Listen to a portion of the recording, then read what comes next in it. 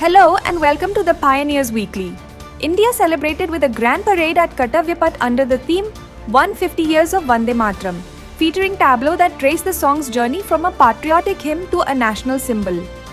Mother of all deals, this landmark agreement eliminates or reduces duties on 90% of EU goods, significantly cutting tariffs on European cars, wines and machinery.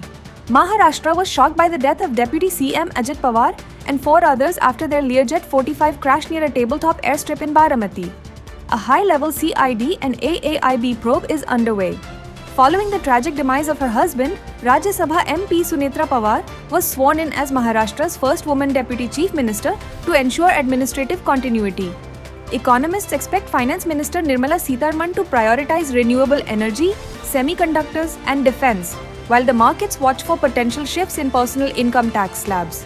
In a landmark judgment, the Supreme Court declared menstrual hygiene a fundamental right under Article 21, mandating all schools to provide free sanitary pads to girls in grades 6 to 12. PM Modi and top dignitaries paid solemn floral tributes at Raj Ghat to honor Mahatma Gandhi on his 78th death anniversary, reaffirming the nation's commitment to non-violence. The tragic death of the 27-year-old SWAT commando has sparked outrage after allegations surfaced that she was driven to suicide by persistent dowry harassment and assault from her husband. Over 1,000 protesters from the Kuki-Zo community gathered in Imphal and surrounding areas to demand a union territory with legislature to resolve long-standing ethnic and political tensions. A partial shutdown began after Congress hit a deadlock over homeland security funding. However, essential services like social security and the military remain operational for now.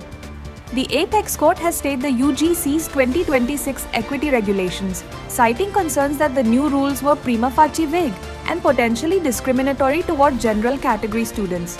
With the tournament co-hosted by India and Sri Lanka, fans are gearing up as the ICC finalized the schedule, featuring a high-voltage India vs. Pakistan clash at Colombo's Premadasa Stadium. The 2025-26 Economic Survey projects a resilient 7% growth path, citing strong domestic consumption and a massive boost in infrastructure spending as key drivers for the coming year.